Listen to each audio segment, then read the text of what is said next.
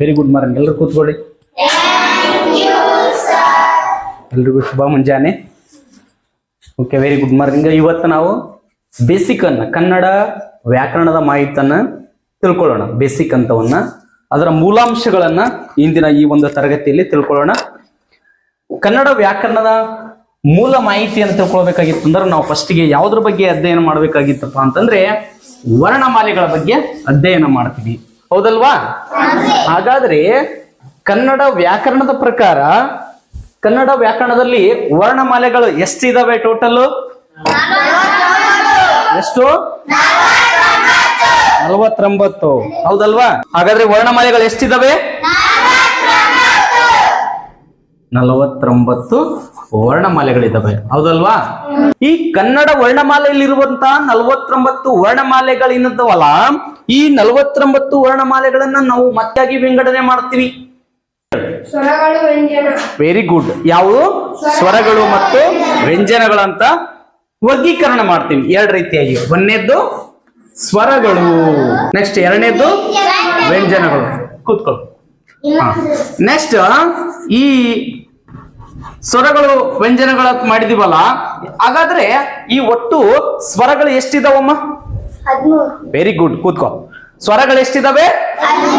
13 ಸ್ವರಗಳಿದಾವೆ. ಎಷ್ಟು? 13 ಸ್ವರಗಳಿದಾವೆ. ಹಾಗಾದ್ರೆ ವ್ಯಂಜನಗಳು ಎಷ್ಟಿದಾವಪ್ಪ ಚರಣು? ಎಷ್ಟು ವ್ಯಂಜನಗಳು? Yes, very good. ವ್ಯಂಜನಗಳು 34, ಸ್ವರಗಳು 13. ಒಟ್ಟಾರೆ ಎರಡು ಸೇರಿಸಿದ್ರೆ ಎಷ್ಟಾಗ್ತಾವ ನೋಡ್ರಿ? 13 ಪ್ಲಸ್ 34 ಅಷ್ಟು ಎಷ್ಟಾಗ್ತಾವ ನೋಡೋದಾದ್ರೆ ಎಷ್ಟು? 3 4 7, 1 3 4. ಹಾಗಾದ್ರೆ 47 ಅದು. ಹಾಗಾದ್ರೆ ಸರ್ ಇನ್ನು ಎರಡು ಯಾವ್ಯಾವ್ರಿ ಅಂತ ನೀವು ಪ್ರಶ್ನೆ ಬರುತ್ತೆ. ಎಸ್, ಇನ್ನು ಎರಡು ಯಾವ್ಯಾವಪ್ಪ? ಮೂರನೇ ಟೈಪ್ಸ್ ಅಂದ್ರ ಯೋಗವಾಹಗಳು.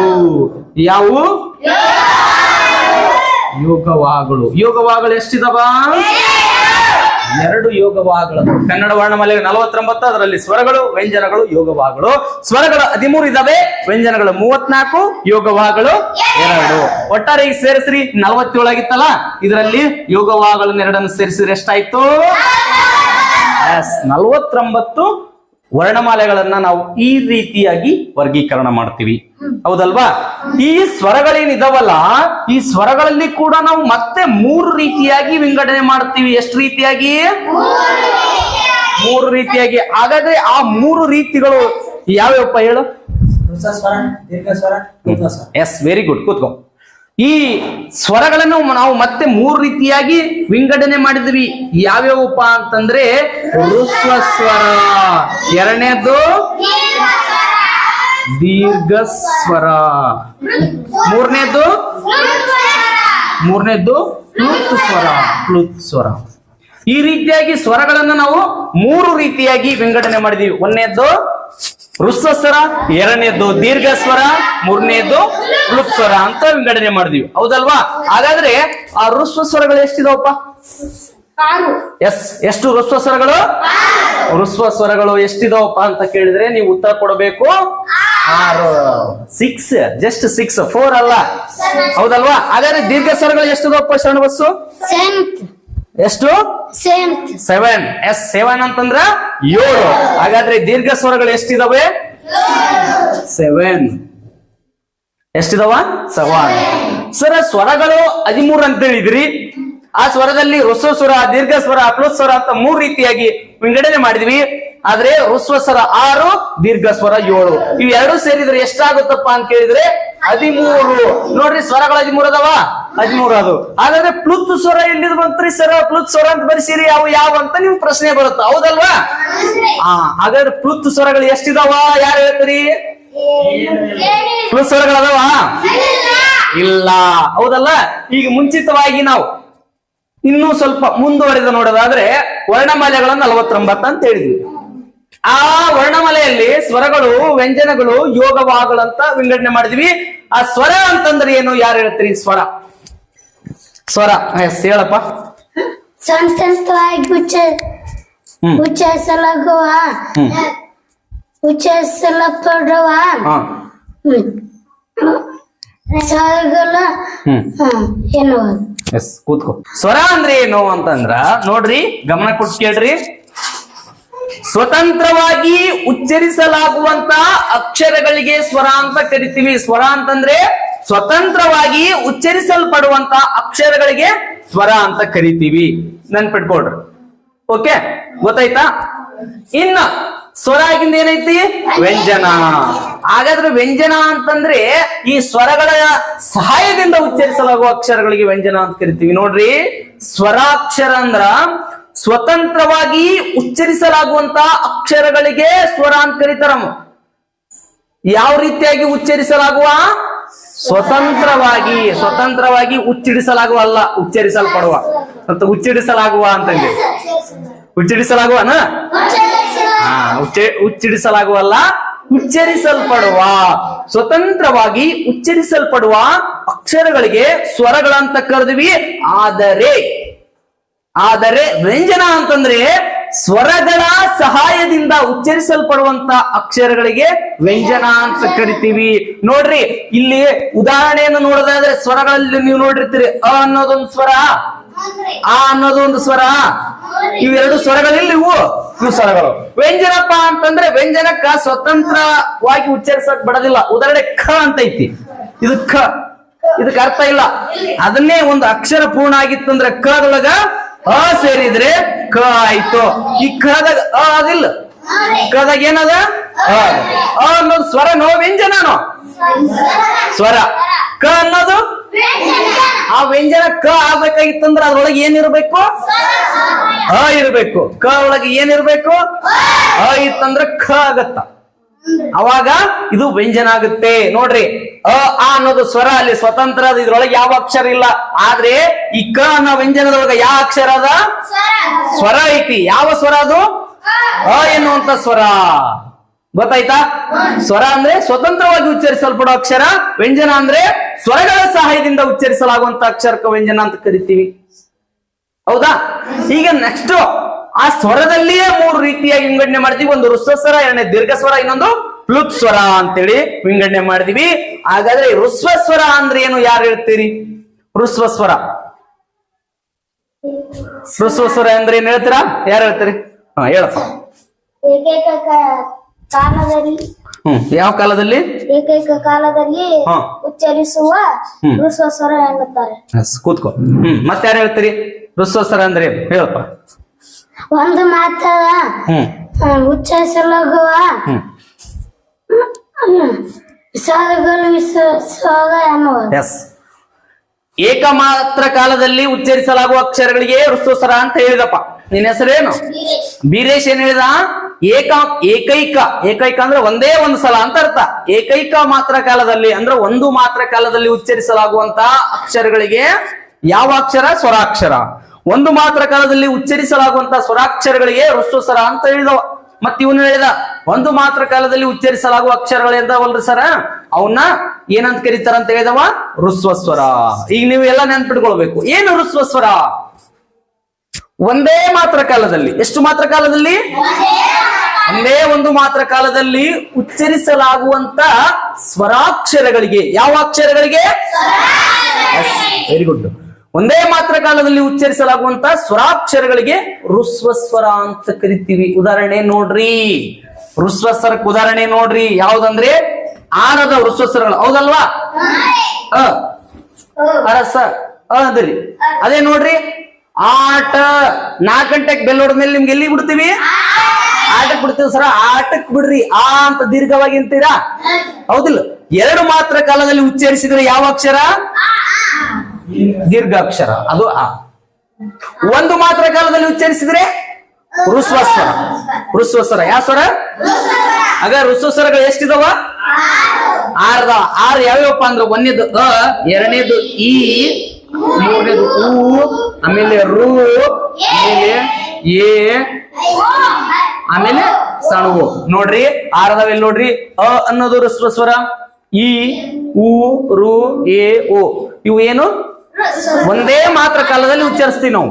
ಒಂದೇ ಮಾತ್ರ ಕಾಲದಲ್ಲಿ ಉಚ್ಚರಿಸ್ತೀವಲ್ಲ, ಅದಕ್ಕೋಸ್ಕರ ಇವಕ್ಕೆ ಏನಂತ ಕರಿತೀವಪ್ಪ ಅಂದ್ರೆ ಹ್ರಸ್ವ ಸ್ವರ ಅಂತ ಕರಿತೀವಿ. ಹ್ರಸ್ವ ಸ್ವರಗಳು ಎಷ್ಟಿದಾವ? 6. ಸ್ವರಗಳು ಎಷ್ಟಿದಾವ? 13 ಸ್ವರಗಳೇನಿದಾವಲ್ಲ ಅದರಲ್ಲಿ ಈ 6 ಹ್ರಸ್ವ ಸ್ವರ ತೆಗೆದು ಬಿಡಮ್. ಎಷ್ಟು ಉಳಿದು? 13ರಾಗ 6 ತೆಗದ್ರ 7. ಆ 7 ಏನಪ್ಪಾ ಅಂತ ಕೇಳಿದ್ರಿ, ಏನವು? ದೀರ್ಘ ಸ್ವರ. ಗೊತ್ತಾಗ್ಬಿಡುತ್ತಲ್ಲ. ನೀವು ದೀರ್ಘ ಸ್ವರ ಹ್ರಸ್ವ ಸ್ವರ ನೆನ್ಪಿಟ್ಕೊಳ್ಳೋದು ತುಂಬಾ ಈಸಿ. ಸ್ವರಗಳ 13 ಅದಾವ, ಅದರಲ್ಲಿ 6 ಹ್ರಸ್ವ ಸ್ವರ ಅಂದ್ರೆ ಉಳಿದ 7 ಅಕ್ಷರ ದೀರ್ಘ ಸ್ವರಗಳಾಗಿರ್ತವ. ಈಗ 6 ಅಕ್ಷರ ತಿಳ್ಕೊಂಡ್ಬಿಟ್ರಿ ಯಾವ್ಯಾವ? ಅ, ಇ, ಉ, ರು, ಎ, ಓ. ಈಸಿಯಾಗಿ ಅಂದ್ಬಿಡ್ತೀವಿ ಒಂದೇ ಮಾತ್ರ ಕಾಲದಲ್ಲಿ. ಆದ್ರೆ ದೀರ್ಘ ಸ್ವರ ಹಂಗಲ್ಲ, 2 ಮಾತ್ರ ಕಾಲದಲ್ಲಿ ಅಂತೀವಿ. ಉದಾಹರಣೆ ನೋಡ್ರಿ, ಆಟ, ಆಮೇಲೆ ಈಶ್ವರ ಬರ್ತಾವಲ್ಲ, ಆಮೇಲೆ ಊಟ ದೊಡ್ಡ ಊ ಬಳಸ್ತೀವಿ, ಆಮೇಲೆ ದೊಡ್ಡ ಎಡಿ ಬಳಸ್ತೀವಿ, ಹೌದಾ? ಆಮೇಲೆ ಎ ಆಗನ ಐ, ಆಮೇಲೆ ದೊಡ್ಡ ಓ ಅವು ಅವು. ಆಯ್ತಾ? ಎಷ್ಟಾದ್ರು ಇವು? 7 ಅದು ಇಲ್ಲ, ಪಕ್ಕ ನೆನ್ಪಿಟ್ಕೊಡ್ರಿ. ನೋಡ್ರಿ, 6 ಹ್ರಸ್ವ ಸ್ವರಗಳು, 7 ದೀರ್ಘ ಸ್ವರಗಳು, ಒಟ್ಟಾರೆಯಾಗಿ 13 ಅದು ಎಲ್ಲ ನೋಡ್ಕೊಡ್ರಿ. ಆಗಿದಾವ? ಇನ್ನು ಪ್ಲುತ್ ಸ್ವರ. ಸರ್ ಪ್ಲುತ್ ಸ್ವರ ಎಷ್ಟದಾವ್ರಿ ಅಂತ ಕೇಳಿದ್ರ, ಎಷ್ಟದ ಅಂತ ಹೇಳಬೇಕು? Question mark. ಅವು 0. ಪ್ಲುತ್ ಸ್ವರಗಳು ಏನದಾವಲ್ಲ ಅವು ನಿರ್ದಿಷ್ಟವಾಗಿ ಅದಕ್ಕ ಅಂಕಿಗಳು ಇಲ್ಲ, ಇಂತಿಷ್ಟು ಅಂತ.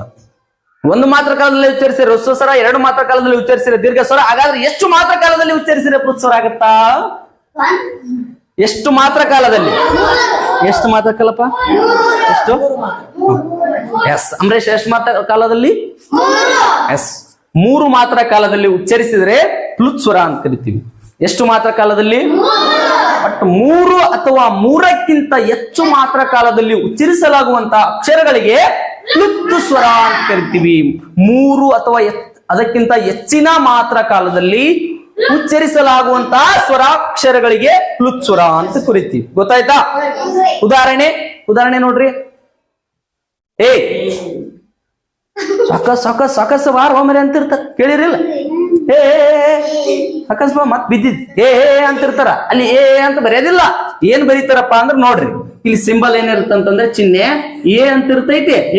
ಆಮೇಲೆ ಇಲ್ಲಿ ಎಸ್ ಎಸ್ ಎಸ್ ನಿಮ್ಮ ಪುಸ್ತಕದಲ್ಲಿ ಬರೆದಿರ್ತಾರ ನೋಡ್ರಿ, ಕೆಳಗಡೆ ಎಸ್ ಸಿಂಬಲ್ ಬರೆದಿರ್ತಾರ, ಚಿಹ್ನೆ ಬರೆದಿರ್ತಾರ. ಆದ್ರೆ ಎ ಅನ್ನೋದು ಒಂದು ಅಕ್ಷರ ಬರೆದಿರ್ತಾರ. ಏ ಸೊಕಸ್ಬಾ ಅಂತಿರ್ತಾರ. ಬಿದ್ದಿದ್ದು ಸೊಕಸ್ಬಾ ಅಂತಿರ್ತಾರ. ಏ ಸೊಕಸ್ಬಾ ಅಂತಿರ್ತಾರ. ಯಾವ ಇದು ಸ್ವರಾಕ್ಷರ ಅಂದ್ರೆ ಪ್ಲುತ್ ಸ್ವರಾಕ್ಷರ. ಅರ್ಥ ಆಗೈತಾ? ಆಗ್ತೈತಾ? ಓಕೆ. 1 ಮಾತ್ರ ಕಾಲದಲ್ಲಿ ಉಚ್ಚರಿಸಿದ್ರೆ ಯಾವ ಅಕ್ಷರ? ಹ್ರಸ್ವ ಸ್ವರ. 2 ಮಾತ್ರ ಕಾಲದಲ್ಲಿ ಉಚ್ಚರಿಸಿದ್ರೆ, 3 ಮಾತ್ರ ಕಾಲದಲ್ಲಿ ಉಚ್ಚರಿಸಿದ್ರೆ ವರ್ಣಮಾಲೆಗಳು ಎಷ್ಟು? 49. ಹೌದಾ? ಸ್ವರಗಳೆಷ್ಟು? 13. ವ್ಯಂಜನಗಳೆಷ್ಟು?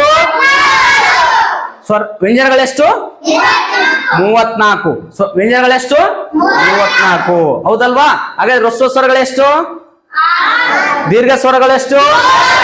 ಪ್ಲುತ್ ಸ್ವರಗಳೆಷ್ಟು? 0. ಹೌದಲ್ಲ? ಇಷ್ಟು ತಿಳ್ಕೊಂಡ್ರಿ ನೀವು. ಇಷ್ಟೆಲ್ಲ ತಿಳ್ಕೊಂಡ್ರಿ. ಈಗ ವರ್ಣಮಾಲೆಗಳು ತಿಳ್ಕೊಂಡ್ರಿ. ವರ್ಣಮಾಲೆಯಲ್ಲಿ ಸ್ವರ ವ್ಯಂಜನಗಳು ಯೋಗವಾಗಳು. ಈಗ ನಾವು ಸ್ವರಗಳ ಬಗ್ಗೆ ಪೂರ್ತಿಯಾಗಿ ತಿಳ್ಕೊಂಡ್ರಿ ನೀವು, ಹೌದಲ್ಲ? ಈಗ ಯಾವ್ದ್ರ ಬಗ್ಗೆ ಅಂತಂದ್ರೆ ನೆಕ್ಸ್ಟ್ ವ್ಯಂಜನಗಳ ಬಗ್ಗೆ ತಿಳ್ಕೊಳ್ಬೇಕಾಗೈತಿ ನಾವು. ಯಾವ್ದ್ರ ಬಗ್ಗೆ? ವ್ಯಂಜನಗಳ ಬಗ್ಗೆ ನೋಡೋಣ, ಹೌದಾ? ವ್ಯಂಜನಗಳು 34. ಈ ವ್ಯಂಜನಗಳನ್ನ ನಾವು ಮತ್ತೆ ಎಷ್ಟು ರೀತಿಯಾಗಿ ವಿಂಗಡಣೆ ಮಾಡ್ತೀವಪ್ಪ ಅಂತಂದ್ರೆ 2 ರೀತಿಯಾಗಿ ವಿಂಗಡಣೆ ಮಾಡ್ತೀವಿ, ಹೌದಲ್ಲಪ್ಪ? ಅವು 2 ರೀತಿ ಯಾವ್ಯಾವು? Yes, very good. ಕೂತ್ಕೋ. 2 ರೀತಿಯಾಗಿ ವಿಂಗಡಣೆ ಮಾಡ್ತೀವಿ. 2 ರೀತಿಯಾಗಿ ಯಾವ್ಯಾವ ಅಂತ ಹೇಳಿದ್ರೆ, ಒಂದು ವರ್ಗೀಯ ವ್ಯಂಜನ, 2ನೇದ್ದು ಅವರ್ಗೀಯ ವ್ಯಂಜನ. ಹಾಗಾದ್ರೆ ಬರ್ಕೊಂಡ್ಬಿಡೋಣ. 1ನೇದ್ದು ವರ್ಗೀಯ ವ್ಯಂಜನ. ವರ್ಗೀಯ ವ್ಯಂಜನ. 2ನೇದ್ದು ಅವರ್ಗೀಯ ವ್ಯಂಜನ.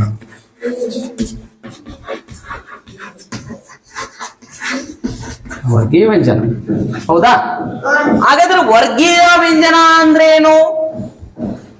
ವರ್ಗೀಯ ವ್ಯಂಜನ ಅಂತಂದ್ರೆ ವರ್ಗ ಅಥವಾ ಗುಂಪು ಮಾಡಲು ಸಾಧ್ಯವಿರುವಂತಹ ವ್ಯಂಜನಾಕ್ಷರಗಳಿಗೆ ವರ್ಗೀಯ ವ್ಯಂಜನ ಅಂತ ಕರಿತೀವಿ.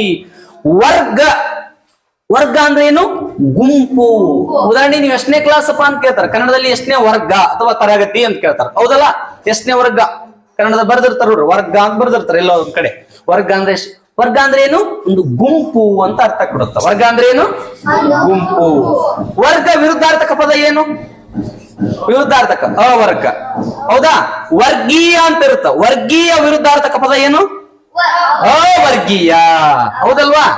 ವರ್ಗ ವಿರುದ್ಧಾರ್ಥಕ ಪದ ಅವರ್ಗ. ವರ್ಗೀಯ ವಿರುದ್ಧಾರ್ಥಕ ಪದ ಅವರ್ಗೀಯ. ಹೌದಲ್ಲ? ಇಲ್ಲಿ ಎರಡು ಕೊಟ್ಟ ನೋಡ್ರಿ. ವರ್ಗೀಯ ವ್ಯಂಜನ. ವರ್ಗ ಅಂದ್ರೆ ಏನಂತ ಹೇಳಿದ್ಯಾ? ಒಂದು ಗುಂಪು. ವರ್ಗೀಯ ಅಂದ್ರೂ ಕೂಡ ಒಂದು ಗುಂಪು.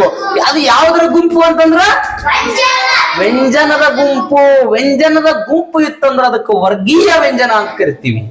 ಅದೇ ಅವರ್ಗೀಯ ವ್ಯಂಜನ ಅಂದ್ರ ವರ್ಗ ಮಾಡಲು ಸಾಧ್ಯವಿಲ್ಲದ ಅಕ್ಷರಗಳು. ಯಾವ ಅಕ್ಷರಗಳು?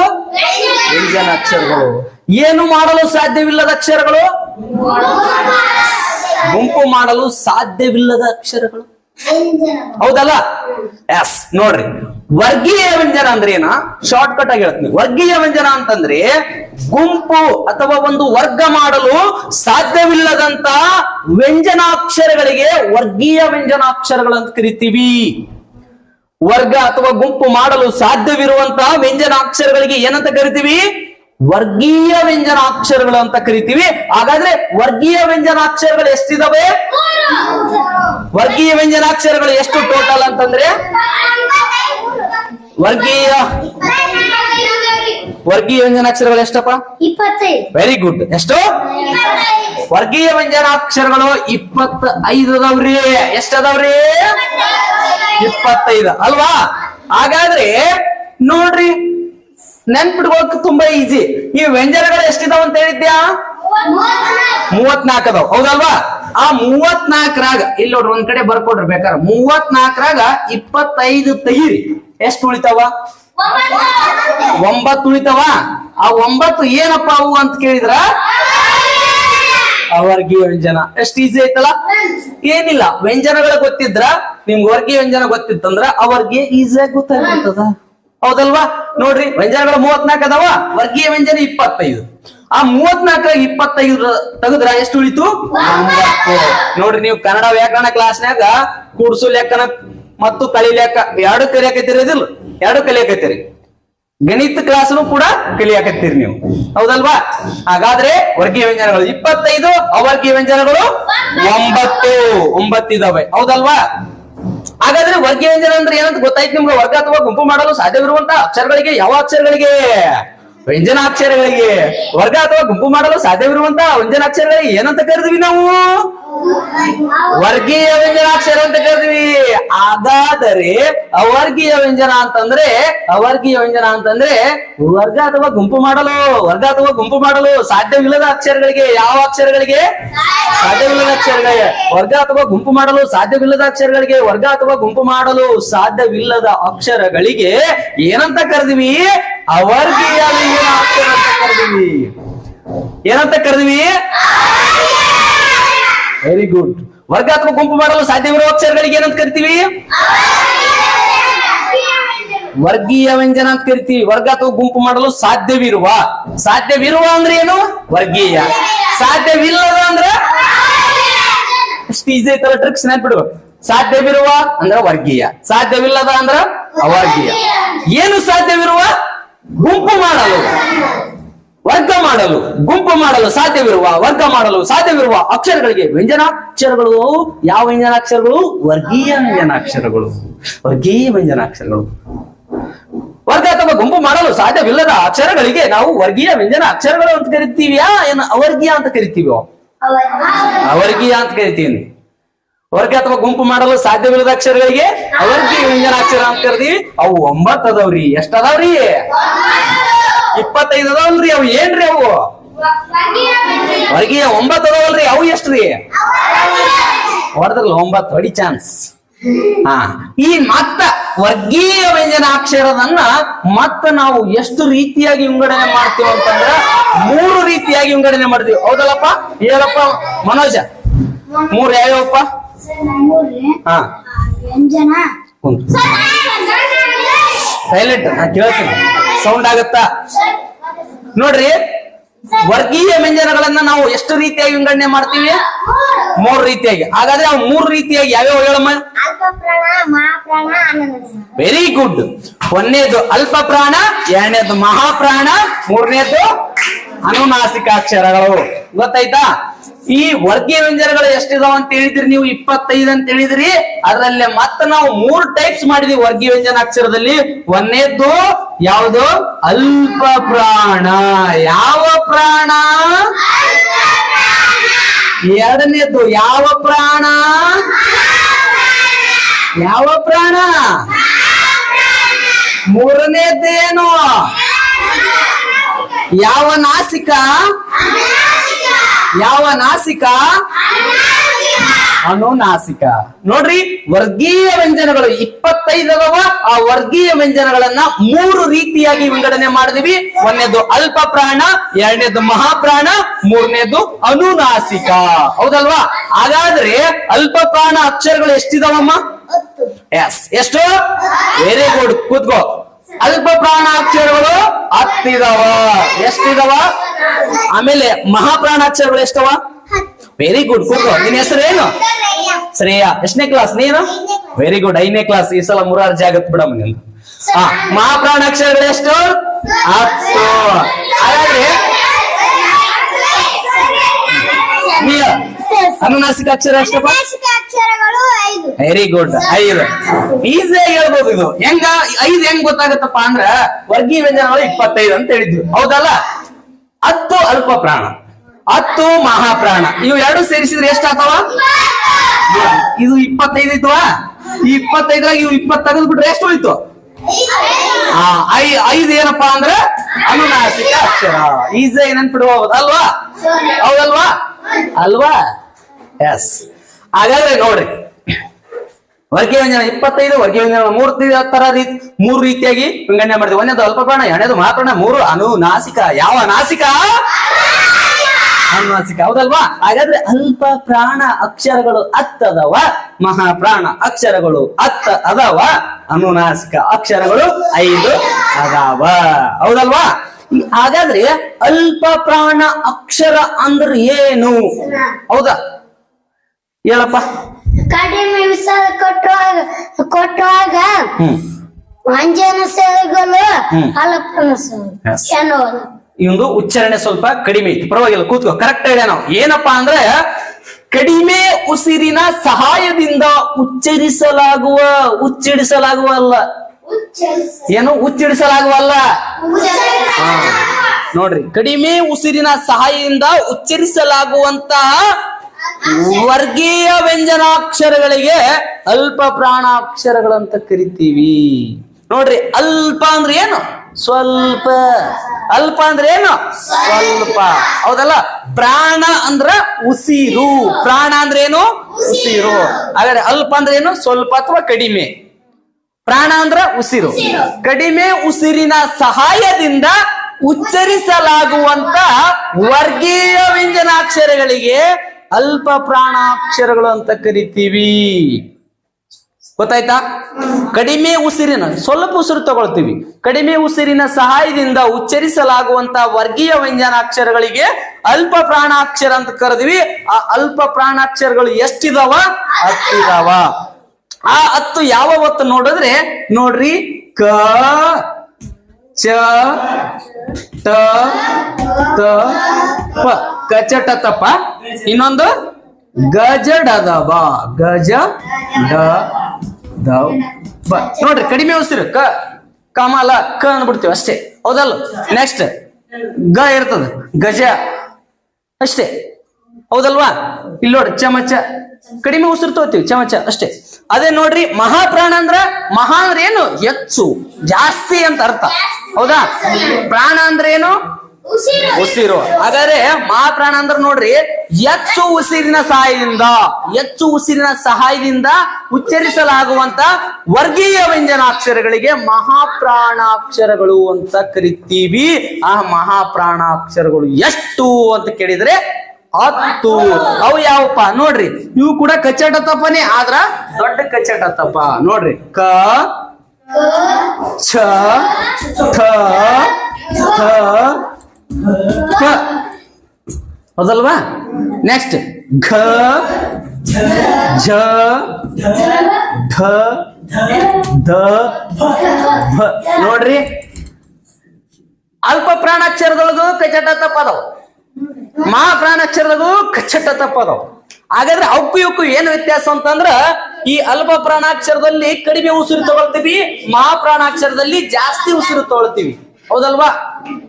ಈಗ ಉದಾಹರಣೆ, ಕಮಲ ಕಡಿಮೆ ಉಸಿರು ತಂದಿವಿ ಕ, ಅದೇ ದೊಡ್ಡ ಕ ಖಡ್ಗ ಅಂತ ಕರಿತೀವಿ. ಖಡ್ಗ ದೊಡ್ಡ ಕ ಬಳಕೆ ಮಾಡ್ತೀವಿ, ಅಲ್ಲಿ ಉಸಿರು ಹೆಚ್ಚಿಗೆ ತಗೊಳ್ತೀವಿ. ಅದಕ್ಕೋಸ್ಕರ ಇವಕ್ಕೆ ಮಹಾಪ್ರಾಣಾಕ್ಷರಗಳು ಅಂತ ಕರಿತೀವಿ. ನೋಡ್ರಿ, ಅಲ್ಪ ಪ್ರಾಣಾಕ್ಷರ ಅಂದ್ರೆ ಕಡಿಮೆ ಉಸಿರು ತಗೊಳ್ಳೋದು, ಮಹಾಪ್ರಾಣ ಅಂದ್ರೆ ಹೆಚ್ಚು ಉಸಿರು ತಗೊಳ್ಳೋದು. ಅಲ್ಪ ಪ್ರಾಣಾಕ್ಷರಗಳು ಎಷ್ಟು?